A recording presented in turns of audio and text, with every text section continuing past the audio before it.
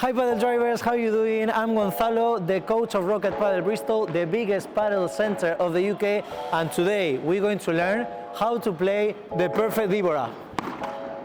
Vamos! In today's video we're going to cover what's the Vibora, why and when we play it, how we have to play it, and lastly, some advanced tips for those of you who have been playing already for a while. So what's the Vibora? Vibora translates to viper in Spanish, so we are looking for something spicy, okay? That's the first thing that we need to understand. It's a progression from the bandeja, okay? But this time we're gonna go a little bit more aggressive. We're gonna try to add some side spin, we're gonna play faster, and we're gonna make them suffer. Okay, so now we're going to answer the questions why we play it and when we play it. Similar to what we said in the video from the bandeja, we're gonna start at the net, and from here I'm gonna get a lob, but this time the lob is gonna be shorter, so I can try to go for a more aggressive shot. So when do we play it? When we get a lob, but it's not very long, so we can go more aggressive. And why we play it? Because we are trying to win the point. Yes! Something I have to mention here is that although we're trying to look for a winner, sometimes it's fine just to play the Vibora to put some pressure. Okay, so we don't have to go 100% speed all the time. I can play a little bit more relaxed and looking for that side spin. It's okay. Another good reason to play the Vibora is that your opponent will have to deal with a completely different spin to the bandeja. So now we are making things way harder for them.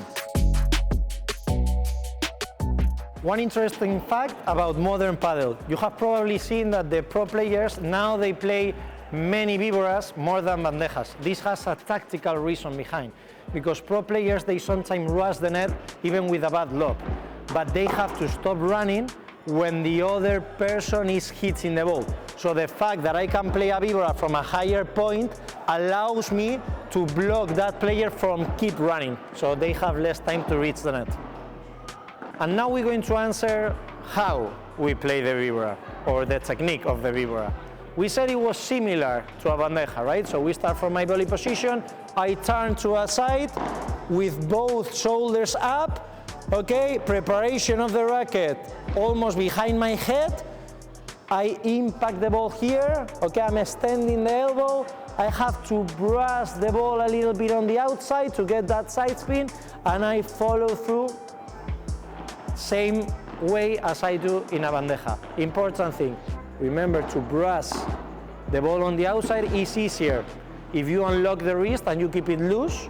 And also it's very important that we get the maximum rotation from the whole body. So rotation from the hips, from the shoulders, and from the wrist. And everything is gonna add up to have a very spinny shot.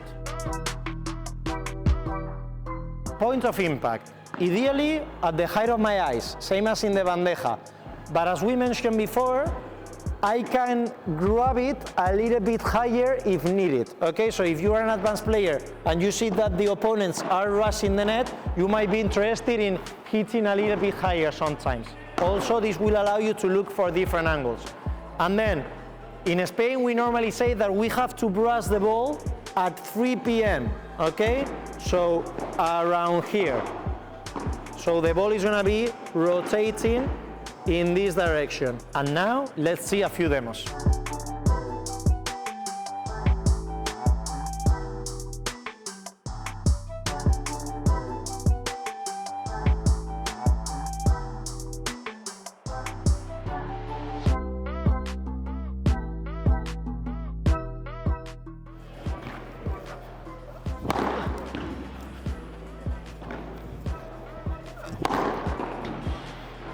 So as you can see, the directions of the Vibora can be pretty much everywhere.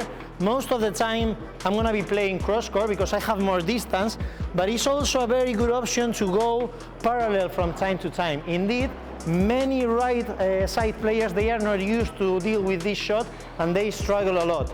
So you will see players like Ale Galán and Paquito Navarro playing a lot of winners to the right side of the court. One thing that I want to mention is that it's interesting not to play all the time at 100% speed. If we are able to use correctly the rotation of my body, that's going to give me a really nice speed, and it will give me more margin. So I'm gonna show you two examples right now. The first one I'm gonna play just with the rotation of my body, and the second one I'm gonna try to go a little bit faster. Let's see how it goes.